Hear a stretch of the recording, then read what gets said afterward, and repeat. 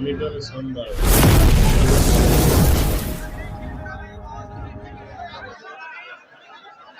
আলহামদুলিল্লাহ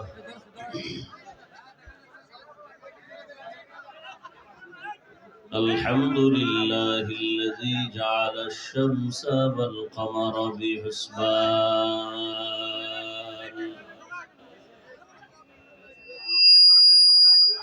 والنجم والشجر يسجدان وفضل زمانا على زمان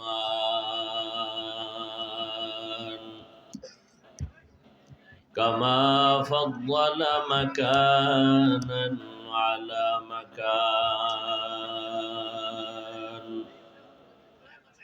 وإنسانا على إنسان ونشهد أن لا إله إلا الله وحده لا شريك له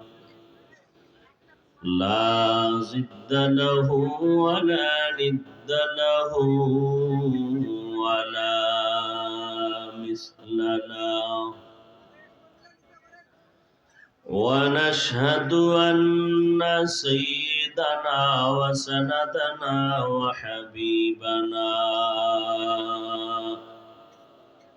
وحبيب ربنا وطبيبنا وطبيب قلوبنا ومولانا محمدا عبده ورسوله أرسله بالحق بشيرا ونذيرا وداعيا إلى الله بإذنه وسراجا منيرا اللهم صل على محمد النبي الأمي وعلى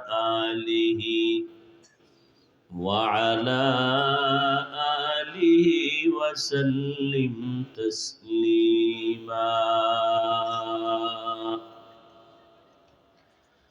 وبعد فأعوذ بالله من الشيطان الرجيم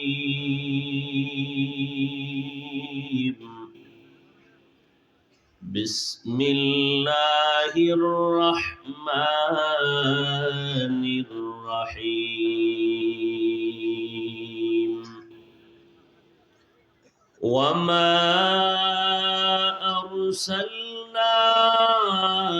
إلا رحمة للعالمين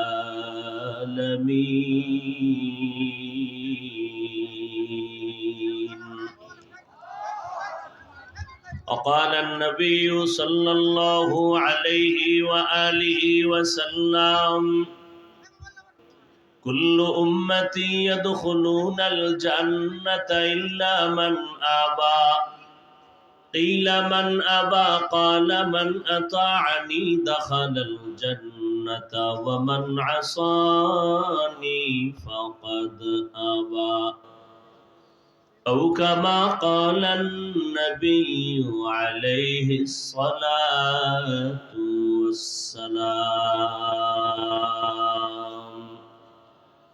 صدق الله مولانا العظيم وصدق رسوله النبي الأمي الكريم ونحن على ذلك من الشاهدين والشاكرين والذاكرين والحمد لله رب العالمين سبحانك لا علم لنا إلا ما علمتنا إنك إنك أنت العليم الحكيم رب اشرح لي صدري ويسر لي أمري واحلل عقدة من لساني يفقه قولي مومن جو فدا نقش کفے پائے نبی ہو مومن جو فدا نقش کفے پائے نبی ہو زیر قدم آج بھی عالم کا خزینہ ہو زیر قدم آج بھی عالم کا خزینہ گر سنت نبوی کی کرے پیروی امت گر سنت نبوی کی کرے پیروی امت طوفان سے نکل جائے گا پھر اس کا سفینہ طوفان سے نکل جائے گا پھر اس کا سفینہ عاشق ہو برادر شہنشاہ دو عالم عاشق ہو برادر شہنشاہ دو عالم مشکوں سے زیادہ مبارک جس کا پسینہ مشکوں سے زیادہ مبارک جس کا پسینہ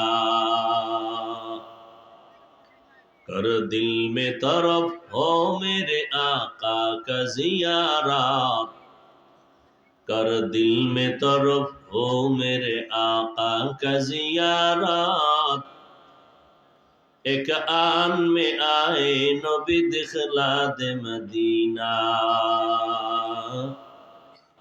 ایک آن میں آئی نبی دکھلا دے مدینہ কালিয়াকৈর উপজেলা উলামা কল্যাণ পরিষদের উদ্যোগে আয়োজিত ইসলামী মহাসম্মেলন আজ 26শে ফেব্রুয়ারি 2024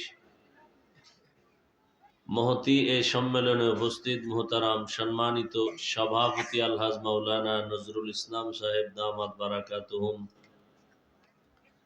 প্রধান অতিথি আলহাজ অ্যাডভোকেট আকম মুজাম্মেল হক এমপি মহোদয় সহ অন্যান্য অতিথিবৃন্দ হযরত উলামায়ে কেরাম অত্র অঞ্চলের বিভিন্ন স্থান থেকে আগত আল্লাহ পাকের আশিকিন জাকিরিন শাকিরিন মুহিব্বিন মুরব্বিয়ান এজাম কলিজার টুকরা আমার সমবয়সী যুবক বন্ধুগণ স্নেহের ছোট ভাই মাইকের আওয়াজ শ্রবণরতা পর্দার আড়ালে সম্মানিতা মা ও বোনেরা আল্লাহ পাকের দরবারে শুকর যে আল্লাহ পাক এই ফিতনার যুগে হাজারো লাখো মানুষের মধ্য থেকে বাছাই করে আমাদেরকে পৃথিবীর শ্রেষ্ঠ মজলিস বেহেশতের বাগান উলামায়ে আহলে হকের মজলিস তওবা কবুলের মজলিস গুনাহ মাফের মজলিসে আমাদেরকে আল্লাহ আশা বসার তৌফিক দান করেছেন নিয়ামতের শুকর আদায়ার্থে মুহাব্বতে সকলেই দিল থেকে বলি আমিন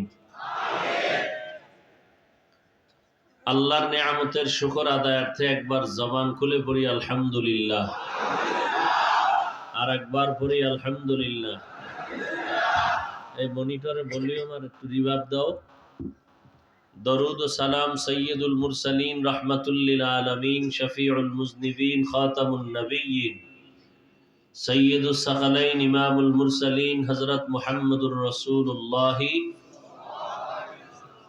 সাল্লাল্লাহু আলাইহি ওয়া আলিহি ওয়াসাল্লামের উপর সর্বোপরি শুকর যাদের অক্লান্ত পরিশ্রমের মাধ্যমে আজ এই সুন্দর আয়োজন সময় পরামর্শ অর্থ দিয়ে দোয়া করে উপস্থিত হয়ে মাইক লাইট প্যান্ডেলের ব্যবস্থাপনার মাধ্যমে সহযোগিতা যারা করেছেন প্রত্যেককেই আল্লাহ পাকে খেদমতের বরকতে দুনিয়াতে শান্তি পরকালে মুক্তির ব্যবস্থা করে দিন দীর্ঘ সময় হযরত উলামায়ে কেরাম অত্যন্ত গুরুত্বপূর্ণ কোরআন সুন্নাহ ভিত্তিক দিক নির্দেশনামূলক আলোচনা রেখেছেন আপনারা শুনেছেন আল্লাহ সমস্ত উলামায়ে হযরতদের কথাগুলো সবাইকে সহি তরিকায় আমল করার তৌফিক দান করেন উলামায়ে কেরামের ইজ্জতকে আল্লাহ বেশি বেশি বাড়ায় দেন ফেসবুকে লেখার দ্বারা, মিডিয়ায় অপপ্রচারের দ্বারা যারা উলামায়ে কেরামের সম্মানকে ছোট করার ষড়যন্ত্র করে, আল্লাহ ওদের হেদায়াত দান করেন। আল্লাহ পাকের কুদরতি ইলমে যদি তাদের ব্যাপারে হেদায়াতের ফয়সালা না থাকে, কুদরতের দ্বারা ওদেরকে খতম করে দেন। পরিশেষে আমি আপনাদের দোয়া নেওয়ার আশায় সংক্ষিপ্ত আলোচনার নিয়তে কোরআনে হাকিমের এক আয়াতে কারীমা তিলাওয়াত করেছি। নবীজির অসংখ্য হাদিস থেকে একটি হাদিস পড়েছি। ইখলাস রুহানিয়াতের সমন্বয়, সহি নিয়তে, সহি তরিকায়, সহি কিছু কথা বলার মতো, শুনবার মতো আমাকে আপনাদের প্রত্যেককেই আল্লাহ রাব্বুল আলামিন তৌফিক দান করেন। ওয়ামা আরসালনাকা ইল্লা রাহমাতাল লিল আলামিন। আল্লাহ পাক বলেন, হে রাসূল করিম সাল্লাল্লাহু আলাইহি ওয়া আলিহি ওয়াসাল্লাম, আমি আপনাকে পৃথিবীতে প্রেরণ করি নাই, হ্যাঁ করেছি জগৎসমূহের রহমত হিসেবে। নবীজি বলেন, কুল্লু উম্মতি ইয়াদখুলুনাল জান্নাতা ইল্লা মান আবা। সব উম্মত জান্নাতে যাবে, যারা আমি নবীকে মানে না তারা জান্নাতে যাবে না। ইল্লা মান আবা। সাহাবায়ে কেরামদের থেকে প্রশ্ন করা হলো, নবীজি আপনাকে মানে না, তারা কারা? নবীজি বললেন, ক্বালা মান আতাআনি দাখালাল জান্নাহ ওয়া মান আসানি ফাকাদ আওয়া। যারা আমার ইতাআত করে, আনুগত্য করে, অনুসরণ করে তারা জান্নাত পাবে। যারা আমার বিরোধিতা করে, বিরুদ্ধাচরণ করে, তারা আমাকে অস্বীকার করার কারণে জাহান্নামে যাবে। ১৫০০ বছর আগে রহমতের নবী স্পষ্ট ফতোয়া দিয়ে গেছেন, পৃথিবীতে কে নবী মানে, কে মানে না। নতুন করে কোনো মুফতি সাহেবের ফতোয়ার প্রয়োজন নেই, কারণ পৃথিবীর শ্রেষ্ঠ মুফতি আমার নবী, পৃথিবীর শ্রেষ্ঠ মুফাসসির আমার নবী, পৃথিবীর শ্রেষ্ঠ মুহাদ্দিস আমার নবী, পৃথিবীর শ্রেষ্ঠ দার্শনিক বৈজ্ঞানিক আমার নবী। নবী স্পষ্ট করে বলেছেন, ইশারায় নয়, পৃথিবীতে কে নবী মানে, কে মানে না। একটু খেয়াল করতে হবে আমাদের। নবীজি বললেন, সব উম্মত জান্নাতে যাবে, যারা আমাকে মানে না বা অস্বীকার করে তারা যাবে না। সাহাবায়ে কেরাম প্রশ্ন করলেন, নবী আপনাকে অস্বীকার করে, মানে না, তারা কারা? নবী বললেন, মান আতাআনি দাখালাল জান্নাহ। যে আমার ইতাআত করে, আনুগত্য করে, ইত্তেবা করে, অনুসরণ করে, সে জান্নাতে যাবে। কথাটা খেয়াল করে থাকলে বলেন, নবীজির যারা ইতাআত বা আনুগত্য করে, অনুসরণ করবে, তারা জান্নাতে যাবে, তার মানে কি তারা নবীকে বলেন না কেন? নবীকে পরিণাম ফল কি? জান্নাত। বিপরীত কথা কি হবে? যারা নবীকে, তারা কোথায় যাবে? কিন্তু নবী এভাবে বলেন নাই। একটু খেয়াল করি, নবী বলছেন যারা আমার আনুগত্য অনুসরণ করবে তারা জান্নাতে যাবে, তার মানে তারা আমাকে মানে। বিপরীত কথা দাঁড়ায়, যারা আনুগত্য বা অনুসরণ করে না তারা মানে না। নবী এভাবে বলেন নাই। নবী কি বলছেন? ওয়ামান আসানি, যারা আমার বিরোধিতা করে তারা জাহান্নামে যাবে। কি বুঝলেন এখান থেকে? যে যারা নবীর অনুসরণ বা আনুগত্য করে না, এরা দুই দল। এরা কয় দল? খুব খেয়াল করবেন। যারা নবীর অনুসরণ বা আনুগত্য করেন, এরা কয় দল? একদল আগ্রহী, আর একদল বিদ্রোহী। একদল আর একদল, একদল দরদি আর একদল বিরোধী। দোনো দলই নবীর অনুসরণ করে না, নবীর আনুগত্য করে না, দোনো দল। ব্যবধানটা কি? একদল আগ্রহী আর একদল বিদ্রোহী। কথা বলেন, একদল আগ্রহী আর একদল বিদ্রোহী। কথার কথা ধরে নেন, একজনকে আমি ডান দিক থেকে জিজ্ঞাসা করলাম, একটা যুবককে, এই যুবক, নবীর আদর্শে টুপি পরো না কেন? তো যুবক বলে, হুজুর টুপি পরা খুব দরকার, নবীর আদর্শ চেষ্টা করি, পারি না, দোয়া চাই। কি বুঝলেন, আগ্রহী না বিদ্রোহী? বাম দিক থেকে একজনকে জিজ্ঞাসা করলাম, এই ভাই যুবক, তুমি টুপি পরো না কেন? সে আমার কথাটা শেষ না হতেই বলল, টুপি না পরলে অসুবিধা কি? টুপির মধ্যেই কি ইসলাম? আগ্রহী না বিদ্রোহী? রসুলের আদর্শের বেলায় বিদ্রোহীর নাম বেয়াদব, রসুলের আদর্শের বেলায় বিদ্রোহীর আর এক নাম গাদ্দা।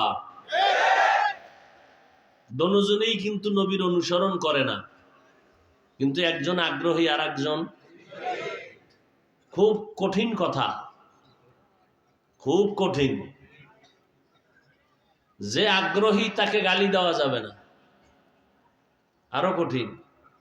যে বিদ্রোহী তাকে ছাড় দেওয়া যাবে না। ব্যবধান বুঝেননি?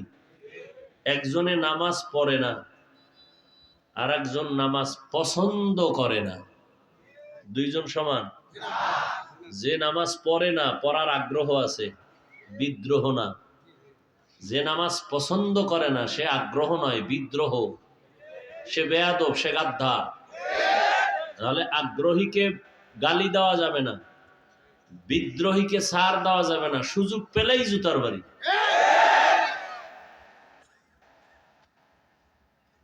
একজনে পর্দা করে না, আর একজন পর্দা পছন্দ করে না, দুইজন সমান? একজন মুমিন আর একটা বেঈমান, একটা মুমিন আর একটা।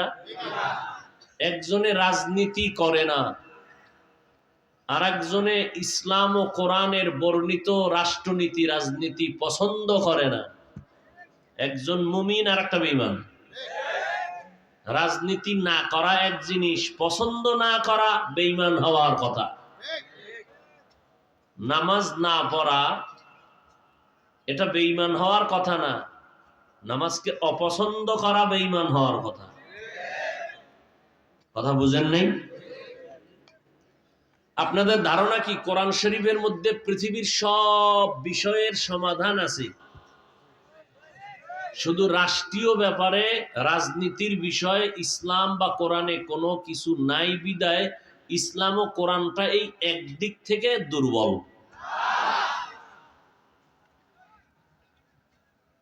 কোরআন শরীফ দুর্বল না? তো কেন বলেন কোরআনে এইটা নাই সেইটা নাই?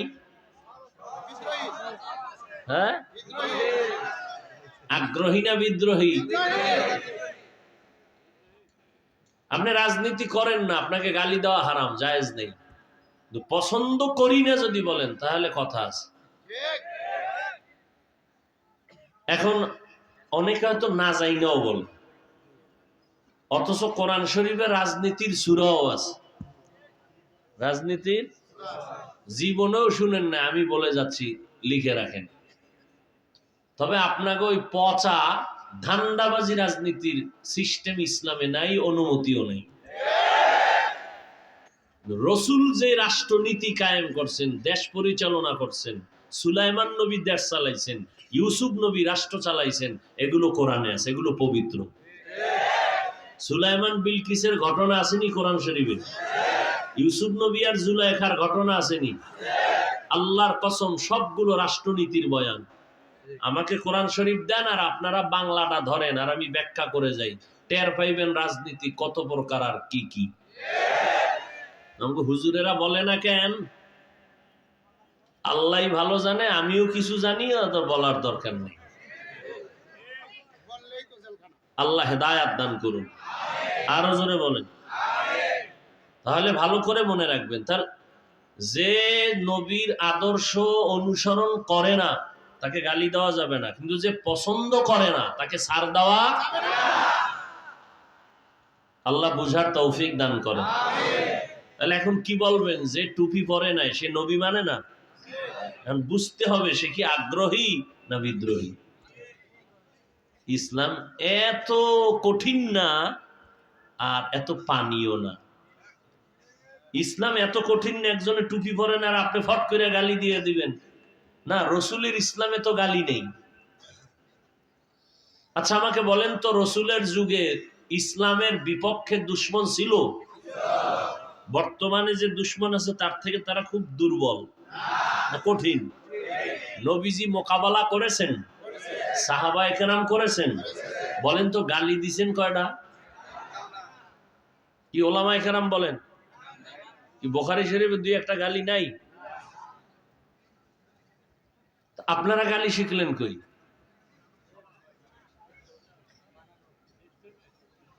আহা, নবী দেখেন, আমার আয়াতটার আলোচনাও এই বিষয়ে, শানে রিসালাত, রসুলের জিন্দেগির আলোচনা। আসেন আয়াতের মধ্যে হাদিস নিয়ে কিছু কথা বললাম। আল্লাহ বলেন, ওয়ামা আরসালনাকা ইল্লা রাহমাতাল লিল আলামিন।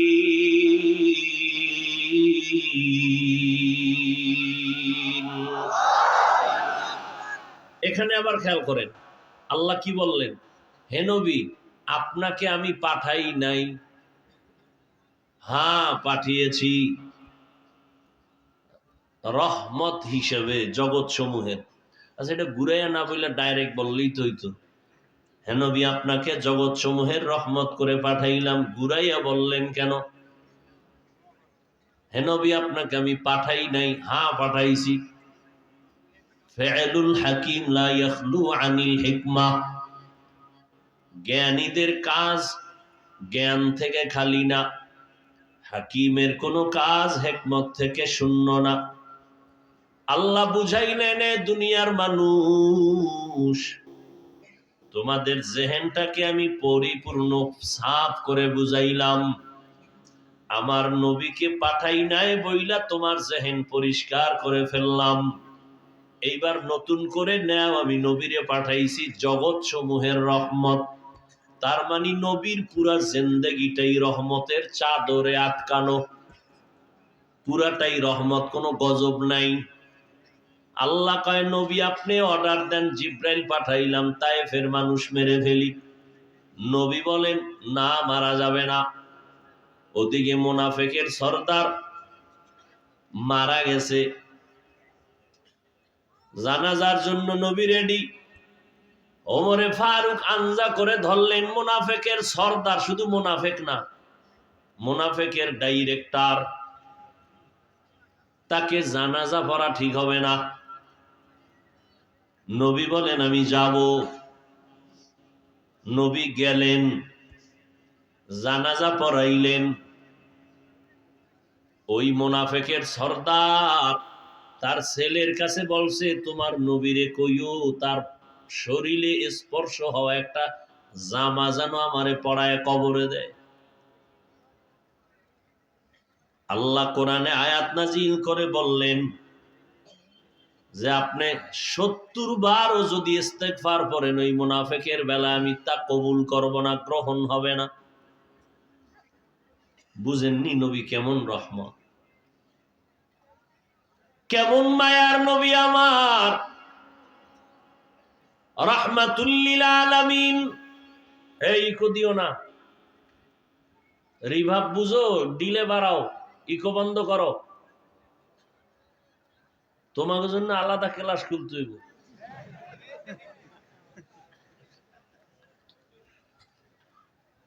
অনেকে তর্জমা করেন উভয় জগতের জন্য নবী রহমত।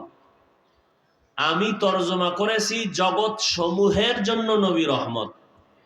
উভয় জগৎ মানে দুনিয়ার জগৎ, পরকাল জগৎ। আসলে তো এই জগৎ এখানে সীমাবদ্ধ না, জগৎ তো আরো আছে।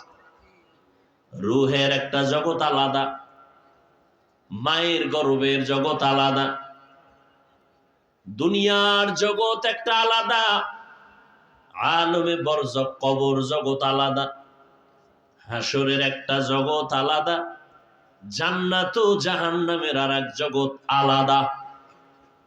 আল্লাহ বলেন সব জগৎ সমূহের জন্য। এই তোরা যারা ছবি তুলবি তোরা আলাদা, আমারে আলাদা দাওয়াত দিবি শুধু ছবি তোলার জন্য। তোরা এই কোরআনের বাগানে ডিস্টার্ব করো কেন? সরকারি অর্ডার ছাড়া আর শরীয়তের কারণ ছাড়া এমনিই ছবি তোলা 1000 কোটি বার কবিরা গুনাহ, হারাম। এই যারা মোবাইল নিয়ে বসে আছেন, বসছেন জান্নাতের বাগানে, করতেছেন কবিরা গুনাহ। কি শিখবেন? মাস্তানি করেন ওজের প্যান্ডেলে বসে, পাগল হয়ে গেছেন ছবি তোলার জন্য। কোন চালাক বলবে হুজুর না, অন্য কিছু না, আপনারে মোহাব্বত করি এই জন্য ওয়াজটা রেকর্ড করি। আপনার এই আকামটার তো দরকার নেই। আপনার এই কাজটা নিখুঁত ভাবে মিডিয়াওয়ালারা করতেছে না? এরা ফজরের পরে ছাড়বে, আপনি ডাউনলোড করে নেবেন। আপনি তো হুদা আকাম করার দরকার নেই, এখানে বয়ে বয়ে আপনার মোবাইলে ছবি ভালো উঠবে, রেকর্ড ভালো উঠবে। এরপরে জিনেরা তো বসে আছে, মোনাজাতের পরে যদি মোবাইলটা নিয়েই যায়, নিবেই নিশ্চিত। তা তো আমও গেল, সালাও গেল। ওই হেদিন এক সোরার ঘরের সোরায় কয়, হুজুর একটা ছবি যদি আল্লাহ উসিলায় মাফ করে। জিন্দগি মে বন্দগি তু কর নাহি, জিন্দগি মে বন্দগি তু কর নাহি, जिंदगी में बंदगी शर्मिंदा है, जिंदगी में बंदगी शर्मिंदा है। दुनिया में हो दुनिया का तलबगार ना हो, बाजार से गुजरे हो खरीदार ना हो,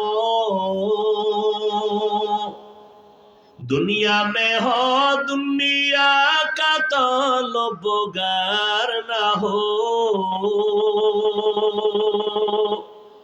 बाजार से गुजर हो खरीदार ना हो, ये दुनिया एक मिसल कागज फूल है, ये दुनिया एक मिसल कागज फूल है, जिंदगी में बंदगी तू करना है, जिंदगी में बंदगी तू करना है, जिंदगी में बंदगी शर्मिंदा है, जिंदगी में बंदगी शर्मिंदा है। যুবকেরা খারাপ লাগছে? একটা একতারা হইলে আরো কত মজা পাইতি না? তোরা তো আবার ঢোল বাদ্য একতারা হারমোনিয়াম ছাড়া মজা হয় না। আর এখন তো বাংলাটিও হনুস না, সব হিন্দি ইন্টারন্যাশনাল হয়ে গেছে। এক যুবক হিন্দি গান একটা ছাইরা খালি লাফাইতেছে। এই হিন্দি গান ছেড়ে লাফাও, অর্থ বুঝো? আব্বাও বুঝে না, আমিও বুঝি না, তো লাফাও কেন? মজা লাগে। আল্লাহ হেদায়াত দান করুন। जिंदगी में बंदगी तू करना है, जिंदगी में बंदगी कुन बंदगी, बंदगी बे जिंदगी शर्मिंदगी। আল্লাহ বলেন, আমি আপনাকে বানাইলাম উভয় না জগৎ সমূহের জন্য রহমত। রূহের জগতের জন্য আমার নবী আলাদা রহমত, মায়ের গর্ভের জগতের জন্য নবী আমার আলাদা রহমত, দুনিয়ার জগতের জন্য নবী আলাদা রহমত, কবর জগতের জন্য নবী আলাদা রহমত, হাসরের জগতের জন্য আমার নবী আলাদা রহমত, জান্নাত ও জাহান্নামের ভেতর জগতের জন্য নবী আলাদা রহমত। এক এক জগতের জন্য নবী কিভাবে রহমত, ভিন্ন আলোচনা। আমি শুধু দুনিয়ার জগতের জন্য নবী রহমত কেমনে সে নিয়ে কয়েকটা কথা বলবো। নবী দুনিয়ার সমস্ত মানুষের জন্য রহমত, মুমিনদের জন্য নবী রহমত যেমন তেমন বেঈমানের জন্য আমার নবী রহমত। পুরুষের জন্য নবী যেমন রহমত, নারীদের জন্য নবী আলাদা রহমত। সমস্ত মানুষের জন্য নবী যেমন রহমত, তেমনি ভাবে জঙ্গলের প্রাণীদের জন্য আমার নবী রহমত। সমুদ্রের মাছ সমস্ত প্রাণীদের জন্য নবী রহমত। নবীজি উড়ন্ত পাখির জন্য রহমত, গর্তের পিপিলিকার জন্য নবী আলাদা রহমত। নবী গাছের জন্য রহমত, আমার নবী এই জন্যই রহমাতুল লিল আলামিন। আল্লাহ বলেন, হে পয়গম্বর, আমি আল্লাহ হলাম জগৎ সমূহের রব, আপনাকে বানাইলাম জগৎ সমূহের জন্য রহমত। আমি হলাম রব্বুল আলামিন, আর আপনাকে বানাইলাম রহমাতুল লিল আলামিন। মায়ার নবী এতটাই দামি, নবীর বরকতে আজ ১৫০০ বছর পর আমরা বরকতের চাদরে আবৃত হয়ে গেলাম। এই যে প্যান্ডেলে আপনারা বসছেন, রহমতের নবীর বরকত। এতগুলো মানুষ, কোন কোটিপতিও যদি এক জায়গায় বসায় রাখতে চাইতেন এই রাত ১২টায় পারতেন না, কত হিমশিম খেতে হতো। এই মানুষগুলোকে নিয়ন্ত্রণের জন্য কত পুলিশ, কত র্যাব লাগতো। এই মানুষগুলোর জন্য বসার কত ভিআইপি বিছানা লাগতো, আসা যাওয়ার ফেরি গাড়ি দেওয়া লাগতো, ফাঁকে ফাঁকে নাস্তা দেওয়া লাগতো, না হয় চেয়ারের বাড়ি। কিন্তু তাকায় দেখেন, এত বিশাল এই মানুষের সমাগম, আসা যাওয়ার কোনো ফেরি গাড়ি নাই। ভাড়া টাকা দিয়ে কেউ আসছেন, কেউ হেঁটে আসছেন। বসার বিছানাটাও ভালো না। এই বিছানাটা কোনো বিয়ার অনুষ্ঠানে দিলে কি পরিমাণ জুতা খাবে। নিয়ন্ত্রণের জন্য কোনো পুলিশ লাগে না, কোনো বাহিনী লাগে না, একটা আওয়াজ পর্যন্ত নাই। এই সময় যদি একজন টেলিফোন করে তারও খবর আছে। একবার কল আসছে, কেটে দিছে, দ্বিতীয়বার আবার দিছে, কেটে দিছে, তৃতীয়বার আবার দিছে, কেটে দিছে, চতুর্থবার ধৈরেই মাথা নত কইরা কয়, হ্যালো, তুমি কে? কামার চিনেন না, চিনি টিনি পরে আর একবারও কল দিবি না। ৩বার কাইটা দিছি, বুঝো না আমি ব্যস্ত আছি। আর ম্যাডাম যদি দেয় তো আজকে রাত্রে খবর আছে। একটু চিন্তা করেন, এতক্ষণ বসে থাকলেন, কোনো নাস্তা নাই, আসেনি? নাই, কোনো আওয়াজ নাই। এটা কেমন করে সম্ভব? দুনিয়ার লাইনের কোন সমাবেশ ফিডাফিডি ছাড়া, শেয়ারের বাড়ি ছাড়া খতম হয় না। এটাই মোনাজাত। শেয়ারের বাড়ি শুরু, মোনাজাত শুরু, ঠিক না? বাইরে বাইরে ছাড়া, এগুলো তো এখন মিডিয়ায় দেখা যায় সব। কিন্তু একটু চিন্তা করেন, এই মানুষ, কুত্তা শুয়ারের আল্লাহ ভালো মন্দ যাচাইয়ের জ্ঞান দেন নাই, মানুষকে দিচ্ছেন। একটু ভাবো, একটু ভেবে দেখো, এই ময়দানটার কত দাম। একজন পুলিশ নাই নিয়ন্ত্রণের জন্য, সব যার যার দায়িত্ব পালনে আছে। কেউ বড়, কে ছোট ভেদাভেদ নাই। ধনী গরিব বড় সব ছোট, সব আলেম গায়ের আলেম একাকার হয়ে পড়ছে। অন্তরটা আপনাদের কষ্ট তো দূরের কথা, এতটাই মোহাব্বতে ভরা। যদি জিজ্ঞাসা করা হয় কতক্ষণ থাকবেন, আল্লাহর আশেকরা মনে হয় আল্লাহর মোহাব্বতে বলবে, ফজর পর্যন্ত যদি রাখা হয় আমরা থাকতে রাজি।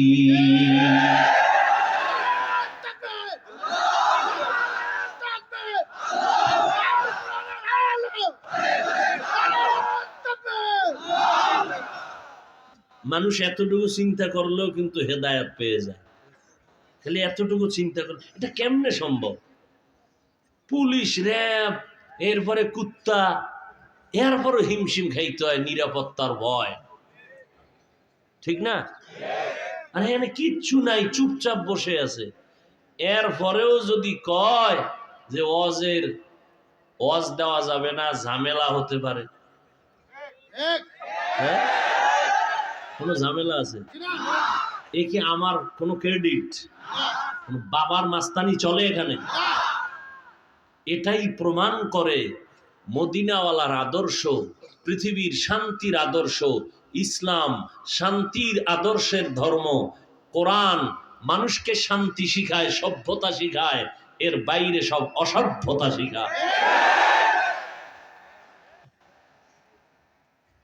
এবার আসেন, এত যুক্তি দিয়ে বললাম, আখেরাতের লাইনে তো কতটা পবিত্র আপনাদের জিন্দেগি।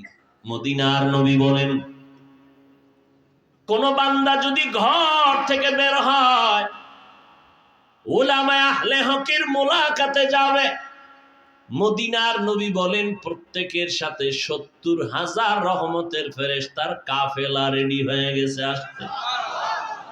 পুরা প্যান্ডেলটা হাতে হাত লাগাইয়া ফেরেশতারা হাত শিকল লাগায় দাঁড়িয়ে আছেন।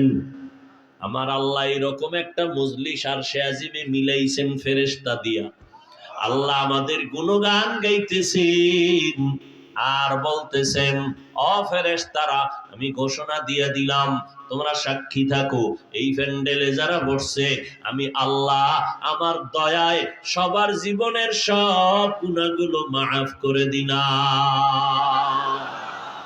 আতিনা ফি দারে দুনিয়া না হাসান, আতিনা ফি দারে উকবানা হাসান, ইয়া গিয়াসাল মুস্তাগীসিন ইহদিনা লাফতিখারা বিল উলুমে ওয়াল গিনা। হর গড়ি দে नेको तू तैयार है, जो न मांगे उससे तू बेजार है।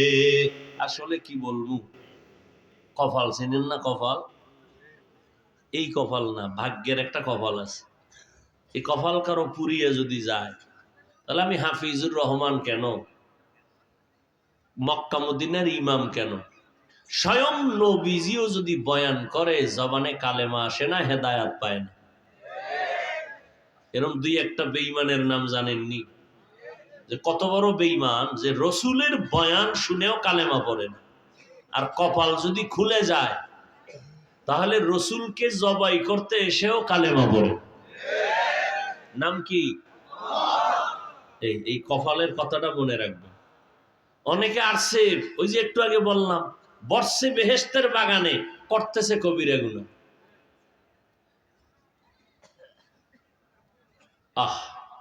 কেউ আবার বাড়ির থেকে আসছে, কপাল খারাপ, প্যান্ডেলে ঢুকতে পারে না। তারা কই? মহিলা প্যান্ডেল তাওয়াফ করে। বছরের সুযোগ একবার, এই সুবর্ণ সুযোগ হারায় লাভ কি? কত তারিখ ছিল দেখা সাক্ষাতের, আজকে এটা আদায় করলো। ওদিকে মার্কেটে মহিলা পুরুষ সব স্পষ্ট সূর্যের মতো স্পষ্ট কবিরা গুনাহ করতেছে, ঘুরতেছে, আড্ডা দিতেছে। ওয়াজে আইছে, এখানে বাদাম খাওয়া লাগবে, এখানে চা খাওয়া লাগবে, পান খাইতে হইব, এটা 2 ঘন্টা না খাইলে মরে যাবেন। এরপর ওয়াজে আইলে যাওয়ার সময় এক একজনে যায়, কারো এক বগলে বেলুন, কারো বগলে একটা মাছের ছবি। কই তো নাইছেন? কই ওয়াজে গেছিলাম। মাশাআল্লাহ, ওয়াজের ফলাফল। হায় হায়, এরে আল্লাহর গোলাম, বুঝলা না, বিবেকটাকে খাটাইলা না যে আমাদের ওলামাদের কি কষ্ট।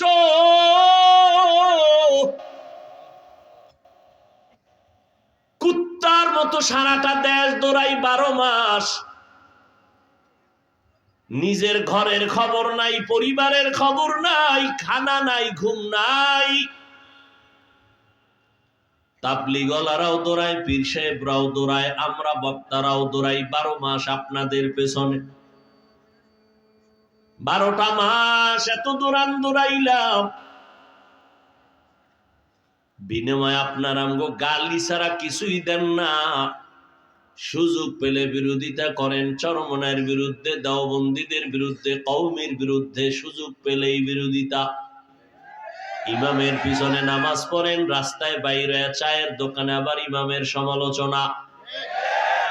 ইমামের বেতন একজন কমিটির মেইন দায়িত্বশীল ডবল দিতে পারে, কিন্তু দেয় না, মাত্র মাসে দেয় 100। এইভাবে করে ইমাম কোনদিন এত গালি আপনারা দেন, আমরা শুনি, জানি, আমরা অন্ধ না। কি পরিমাণ বিরোধিতা করেন তাও জানি, তারপরও একটা গালি দেই না, বরং দেখলে আগে সালাম দেই হাসি মুখে। সুযোগ পেলে বুকে লাগাই আলিঙ্গন করি, কারণ আপনার শরীর থেকে মেশকের ঘেরান আসে, সেই জন্য আমরা বুকে লাগাই। এই জন্য লাগাই, যেই তেলে বিড়ি টানো, কি পরিমাণ মেশকের ঘেরান। গাঞ্জা খাইতেছ, এরপরে প্রস্রাব করে পানি তো ভুলেও লাও না। পায়ে ধরে বলি রাগ করিস না, নিচে নাইমে যদি কও যে পাও ধরলে খুশি, আমি ওই দিন মনে করব আমি জান্নাত পেয়ে গেছি, শুধু রসুলকে মানার এই শর্তে। ও যুবক, পোশাকটা ঠিক মতো ধুইতে পারো না, এতটা অপরিচ্ছন্ন থাকো, তোমার পাশে দাঁড়াইলে মনে হয় যেন আমার নামাজ ভেঙ্গে যাওয়ার উপক্রম। মনেরটা মনে রাখছি, কিছুই বলি না, একদিকে দোয়া করি, আল্লাহ আমার কলিজার যুবকের হেদায়াত দাও। দোয়া চলতেছে চলতেছে চলতেছে, সালামটা হাসি মুখে দেই। ও বাবা, আমিও তো তোমার মতো এক যুবক, তুমিও মুসলমান, আমিও মুসলমান, তোমার আমার আল্লাহ এক, নবী এক, কোরআন এক, হাদিস এক, তোমার আমার কাবা এক, তোমার আমার ধর্ম এক, তোমার আমার কালেমা এক। তুমি আল্লাহ চিনো, কোরআন চিনো, হাদিস চিনো, নবী চিনো, জান্নাত জাহান্নাম সম্পর্কে তুমি জানো। তোমাকে তো আমার বয়ান দেওয়ার প্রয়োজন ছিল না, আজকে তো বয়ান দেওয়ার দরকার ছিল চট্টগ্রামের পাহাড়ে ঢুইকা, কারণ ওখানে খ্রিস্টান মিশনারিরা মুসলমানদের ধর্মান্তরিত বানাচ্ছে। আজকে বয়ান দরকার ছিল ঠাকুরগা পঞ্চগড়, ওখানে টাকা দিয়া মুসলমানকে কাদিয়ানি বানাচ্ছে। কিন্তু দুঃখ, ওখানে কখন যাব? তোমার পেছনে ঘুরতে ঘুরতে ঘুরতে ঘুরতে আল্লাহর কসম পাগলের মতো হয়ে যাই না, ঘুম না খানা। অসুস্থ ট্যাবলেট এই পরিমাণ খাই, আমার ফ্যামিলিতে এই পরিমাণ ঔষধ খায় না। ও আল্লাহর বান্দারা, একটু ঘুম নাই। কথাগুলো আমার কলিজার থেকে বলতেছি রে বাবা, মনে কষ্ট নিও না, বুঝাবার জন্য বলি, একটু খেয়াল করো। এরপরও কিন্তু দেখছো নি কত নরম হইয়া বয়ান করি, যেই পরিমাণ আমগো গালি দাও, কত গালি তোমগো দেওয়ার কথা ছিল দেই না, বরং এতটা বিনয়ী হইয়া কথা বলি। যদিও কথা বলি একটু কড়া, কিন্তু হৃদয়টা অনেক নরম। দুই একটা কথা আবার একটু গরম ভাব হয়ে গেল নাকি, কষ্ট পাইলা নাকি, ফাঁকে ফাঁকে বলি কষ্ট পাইয়েন না, মাফ করেন। আবার মোনাজাতে আমার আল্লাহর কাছে মাপ চাই।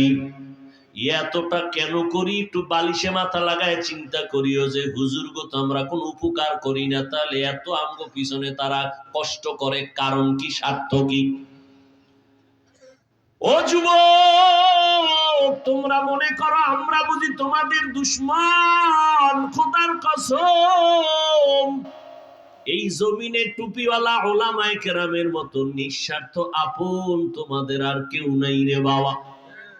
দেখছো না করোনার সময়, দেখো নাই, বুঝলে গেছো, বাবায় মারা গেছে, ছেলেরা মিলা লোকের টাকা দিয়া লাশটা রাস্তায় ফালায় দিছে। জানাজাও ছেলে দেখে নাই, কই মরলো, কই গেল লাশ, পইচা যাক, খবর নেয় নাই ছেলে। ইতিহাস ভুলে যাইস না রে যুবক। ওই করোনায় শত শত করোনার লাশ আমার দেশের ওলামায়ে কেরাম টুপিওয়ালারা কাঁধে নিলেন, গোসল করাইলেন, কাফন পরাইলেন, জানাজা পরাইলেন, দাফন করাইলেন। আল্লাহর কসম, তাকায়া দেখছুনি একজন হুজুরেও করোনায় মরে না। ইতিহাস ভুলিয়া যাস না রে বাবা। ছেলে বাবার লাশের কাছে যায় না, জানাজায় যায় না, করোনা।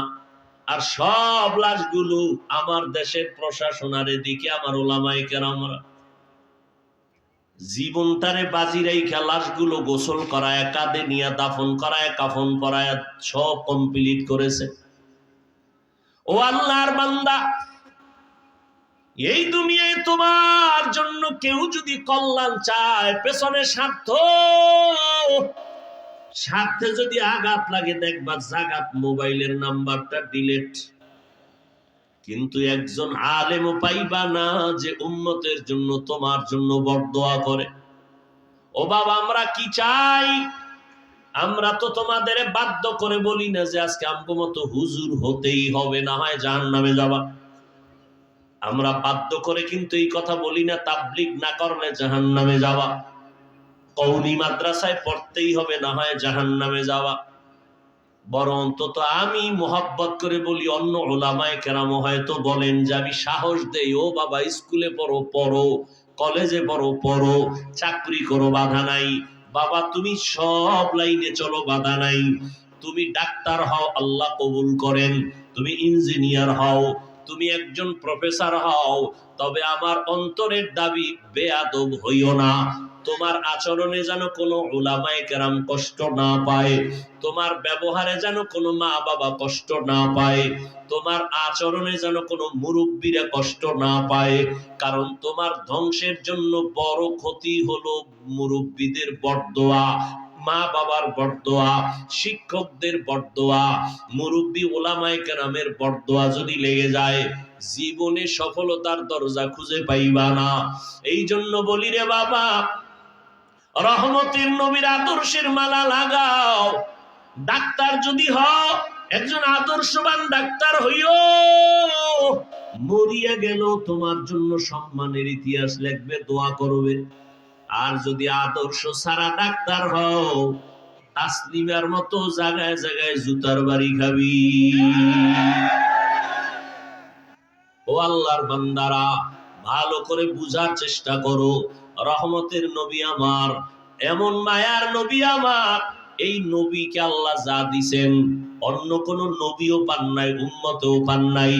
অন্য নবীর হায়াত অনেক বড়, উম্মতের হায়াত অনেক বেশি।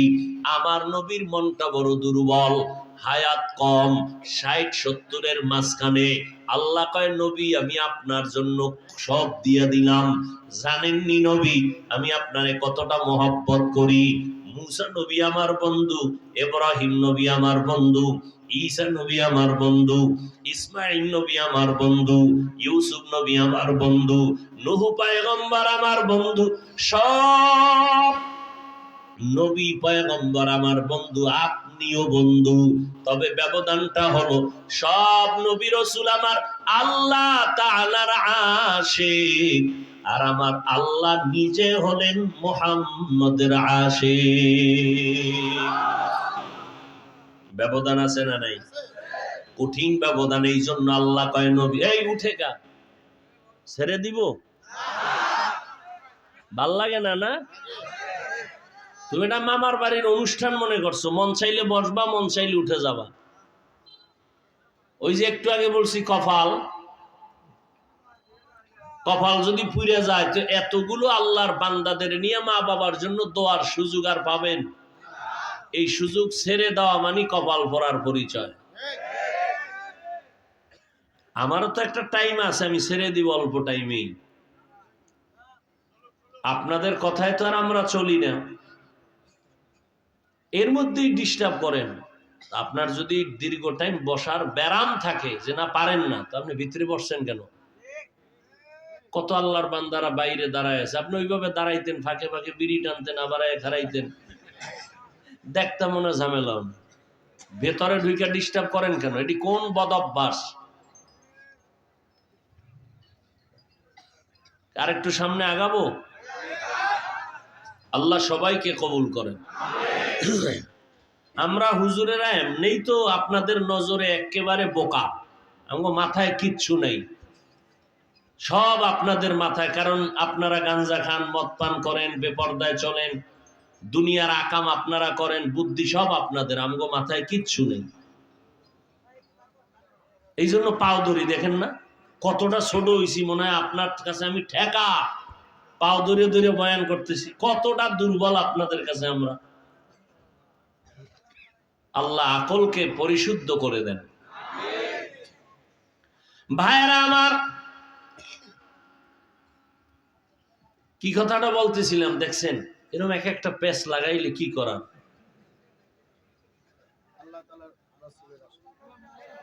রহমতের নবীকে আল্লাহ বলেন, ও নবী আপনার হায়াত যদিও কম, আপনার উম্মতের হায়াত কম, তবে আমি বরকত এতটা বেশি দিব আপনি খুশি হয়ে যাবেন। আল্লাহর নবী কয় কেমন বেশি?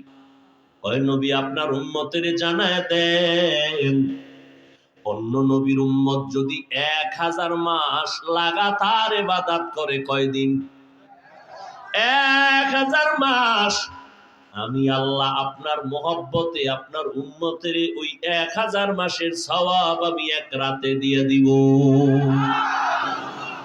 কয় রাতে? জানেননি রাতটা কোনটা? শবে বারাত, লাইলাতুল কদর, বড় দামি এক রাত। ও নবী জানেননি আপনারে কি দিছি? দুনিয়ার কোন নবী আর উম্মত যদি যে কোনো জায়গায় নামাজ পড়লে হবে না, নির্দিষ্ট জায়গা, আর আমি আপনার উম্মতের সুবিধার জন্য আমি দয়া কইরা পুরা জমিনটারে যায় নামাজ বানায় দিছি। যেখানে সেজদা দেবে কবুল, তার মানে কবরে দিলেও কবুল, মাজারে দিলেও কবুল, বট গাছেরে দিলে কবুল। আচ্ছা বলেন তো, আল্লাহ আকল দিছে, মানুষের দাম বেশি না বট গাছের দাম বেশি? মানুষের দাম বেশি না পাথরের দাম বেশি? মানুষের দাম বেশি না সূর্যের দাম বেশি? আরো আশ্চর্য কথা শুনবেন, কইতামনি আর পেছ লাগাইব। রাসূলের হাদিস, বাইতুল্লাহর থেকেও মুমিন বান্দার দাম আল্লাহর কাছে অনেক গুণ বেশি। ও মুমিন, তোমার এত দাম, তুমি বটগাছের পূজা করবা কেন? বটগাছ তোমার পূজা করবে। তুমি পাথরের গোলাম হবা কেন? পাথর তোমার গোলাম হবে। তুমি আল্লাহর গোলামি করবা। দুনিয়া সব আমার গোলাম, আমরা আল্লাহর গোলাম। এরে নবীরা আসে, আমি পাথরের সেজদা দিব কেন? পাথর আমার গোলাম, গোলাম রে মালিক সেজদা দেওয়াটা এটা ভালো কাজ না। তুমি মালিকের সেজদা দেও, দেখবা দুনিয়ার সব মাখলুক তোমার পায়ের কাছে চলে আসবে। আল্লাহ দেখাইছেন, সূর্য আমার কথা শুনতে বাধ্য, আমি সূর্যের কথা শুনতে বাধ্য না। বাতাস আমার কথা শুনতে বাধ্য, আমি বাতাসের কথা শুনতে বাধ্য না। সুলাইমান নবী বাতাসের কয়ের, এই বাতাস চুপ, স্টক হয়ে যায়, স্টপ, চলাফেরা বন্ধ, বাতাস এখন এইভাবে চলো। জিনেরে সুলাইমান নবী চালায়। নদীর মধ্যে পানি নাই, আল্লাহর প্রিয় বান্দা চিঠি লেখা কয় নদীর মধ্যে ফালায় দাও, শুকনা নদীর মধ্যে চিঠি ফালায় দিছে, পানি শুরু। বুঝেন না কিছু? কি বুঝেন? এটা কাফের হয়ে গেছে। হ্যাঁ, এরে নবীর উম্মত ভালো করে বুঝেন, আল্লাহর প্রিয় বান্দা যদি আল্লাহর গোলাম হতে পারে, গোটা দুনিয়া তার গোলাম হবে। বাঘ তার কথা শুনবে, মাছ তার কথা শুনবে, গাছ তার কথা শুনবে। এই বিশ্বাসটাই অনেক টুপিওয়ালাদের মধ্যে নাই, খুদ বয়ে বয়ে খালি পেছ লাগায়। এটা কেমনে সম্ভব? কেমনে সম্ভব? আর মিয়া, আল্লাহ যদি কুদরতি ক্ষমতা দেয় বান্দাকে, এটা সম্ভব হবে না কেন? ওমরে ফারুক চিঠি লেখছেন, চিঠি লিখে বলে নদীর মধ্যে ফেলে দাও, শুকনা নদী, পানি নাই। সবাই কইছে খলিফাতুল মুসলিমিন পানি নেই, কি করার, চিঠি লিখে দিস, কি লেখছে সে জানে, আল্লাহ জানে, কয়টা নদীতে ফালায় দাও, দেওয়া মাত্র পানি শুরু। কাফের খাও ওমরে ফারুক রে। আচ্ছা আমাকে একটা সহজ কথা বল, জবাব দেন তো, গ্রাম্য এলাকায় হাল চাষ করে না গরু দিয়া? কারা করে? বড় হুজুরেরা, এমপি সাহেবরা, একেবারে থার্ড ক্লাসের মানুষ, তাই তো? আচ্ছা ও যখন গরু রেখায় দাঁড়ায়নি, বুঝেন, ও যদি কয় গরু ডাইনে যা, ওর ভাষায় যায়নি, বামে যাইতে গইলে তো একটা গাঞ্জাখোর, একটা থার্ড ক্লাসের মানুষ, বেআমলওয়ালা, বেনামাজি, ওর কথা গরু শুনলে তাকওয়াওয়ালা, জিকির করনেওয়ালা, খাঁটি আল্লাহওয়ালার কথা শুনবে না কেন?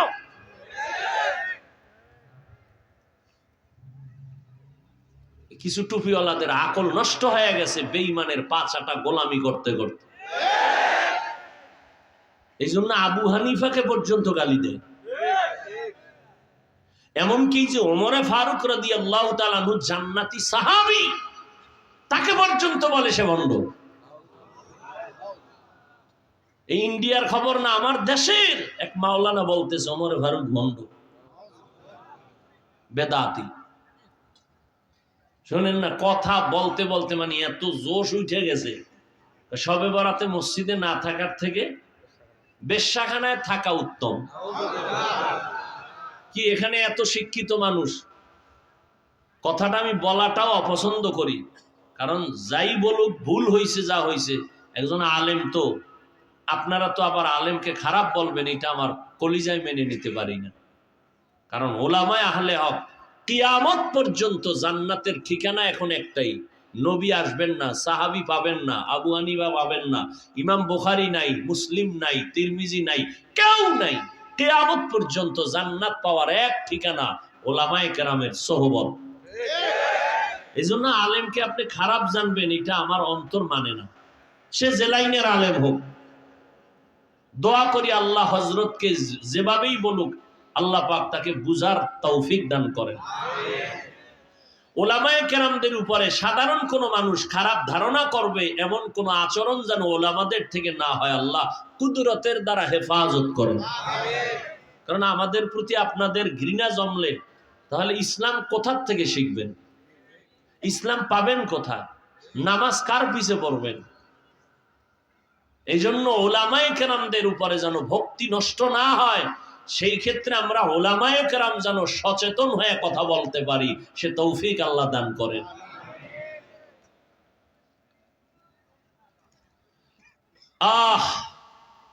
রহমতের নবী আমার এমন এক সময় মক্কা নগরীতে আসছেন, যেই সময় মক্কার মানুষ ছিল চূড়ান্ত চরিত্রহীন, লম্পট, এতটাই খারাপ, কন্যা সন্তানকে অপছন্দ করে। আপন বাবা নিজের কন্যাটাকে পাথর চাপা দিয়ে জায়গায় মেরে ফেলে, এতটাই খারাপ। জমিনের প্রধান একটা বরকতের ঘর বাইতুল্লাহ, প্রথম ঘর। ইন্না আউওয়ালা বাইতি উযিয়া লিন-নাসি লাল্লাযী বিবাক্কাতা মুবারাকাও ওয়া হুদা, মুবারাকাও ওয়া হুদাল লিল আলামিন।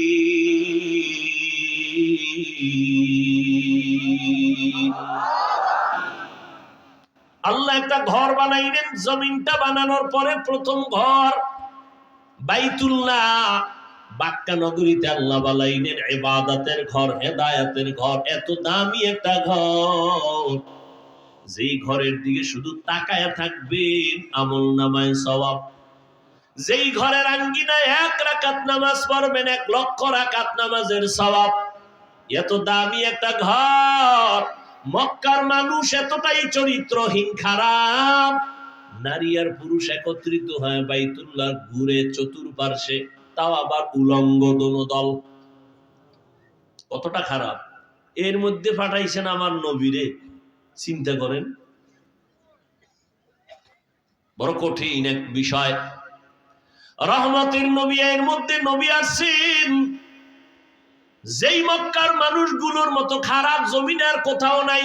কন্যা সন্তান পছন্দ করে না, আমার দেশে এখনো কিছু কুলাঙ্গার আছে, কুলাঙ্গার। কন্যা হলে কষ্ট পায়, বউয়ের সাথে রাগ করে কথাই বলে না। এরকম কুলাঙ্গার আছে নি? তোরে আল্লাহ সন্তান না দেওয়াই উচিত, তোরে আটকুরা বানায় রাখা উচিত আজীবনের লেগে। আল্লাহ হেদায়েত দান করুন। এরে আল্লাহর গোলাম,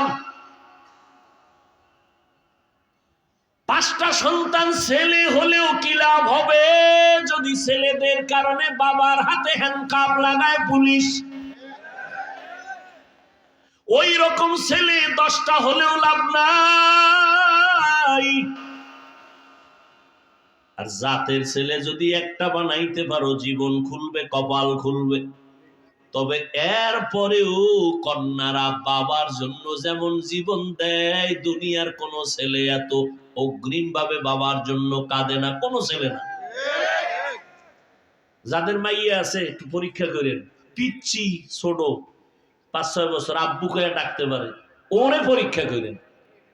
আর কেউ দরকার নেই, ওরে পরীক্ষা করেন। আপনার ছেলেও আছে বড় 10 বছর, ওইটা আপনার জন্য কি করে, আর পিচ্ছি মায়াটা কি করে দেখেন। আপনার কতবার আপনার জন্য কাঁদে, কতবার আপনার প্রতি আগ্রহী। আল্লাহ কয়, বান্দা ছেলে দিয়ে আমি, মেয়ে দিয়ে আমি, তুই বউয়ের সাথে রাগ করো কেন? বরং বউরে পুরস্কার দিবি, তোর আমানতটা সে যে বহন করলো, কত কষ্ট করছে, রাতে ঘুমাইতে পারে নাই, খাইতে পারে নাই, কত কষ্ট করেছে জীবন ভর। পুরস্কার দিবা, তুমি রাগ করো কেন? আল্লাহ যদি চান 5টা ছেলে দিয়া তোমার যত উপকার হবে, এর থেকে বেশি উপকার আমার আল্লাহ একটা মেয়েকে দিয়েও করাইতে পারে। আল্লাহ পারেন। দেখেন, আমার নবী তো নবী, কোনো তুলনা নাই। সেই নবীর একটা ছেলে নেই। মক্কার কাফের মুশরিকরা ঘুরে আর কয়, মুহাম্মাদের কোনো ছেলে নাই, মইরা গেলে বংশ রক্ষা হবে না, নির্বংশ হয়ে যাবে। 1500 বছর পরে তাকাইয়া দেখো, ওই দুশ্মনের নাম দুনিয়ার কেউ জানে না, হাদিসে থাকার কারণে উলামায়ে কেরাম জানে। কিন্তু আমার নবীর যদিও কোনো ছেলে নাই, কিন্তু 1500 বছর পরে গোটা দুনিয়াতে তাকাও, নবীর এই পরিমাণ রুহানি সন্তান, লক্ষ কোটি কোটি সন্তান এক পায়ে দাঁড়ানো। নবীর মোহব্বতে তারা জীবনটাও যদি লাগে রাস্তায় বিলায় দিবে। নবীর গুণগান চলতেছে, বেঈমানের মুখে চলে, মুমিনের মুখে চলে, চলতেছে, লেখক লেখতেছে। আর ওরা যারা গর্ব করেছিল, ওদের নাম কেউ জানে না। নবীও কয়, আমার কোন একটা ছেলে নাই, আমি 4 কন্যার বাবা। ও কন্যার বাবারা, আল্লাহর শুকর আদায় করিও। একটা কন্যা যদি পাও, তুমি একটা জান্নাতের মালিক হয়ে গেছো। 2টা কন্যা পেয়েছো, 2 জান্নাতের মালিক। 3টা পাইছো, 3 জান্নাতের মালিক। 4টা কন্যা পাইছো, 4 জান্নাতের মালিক। এক বাবায় খুব খুশি, জান্নাত পাইছে। মাইয়া কয়টা? 3টা, জান্নাতের মালিক হয়ে গেছে। আমি বললাম, আপনার মাইয়ারা কির মালিক? গ্রামীণ ব্যাংকের মালিক। এরে আল্লাহর গোলাম, রহমতের নবী, মাত্র 13টা বছরের ব্যবধান, মাত্র 13 বছর মক্কা নগরীটাকে অন্যরকম সাজায় ফেললেন। মানুষগুলো ছিল চরম খারাপ, এখন ওই মানুষগুলো স্বর্ণের মানুষ হয়ে গেলেন।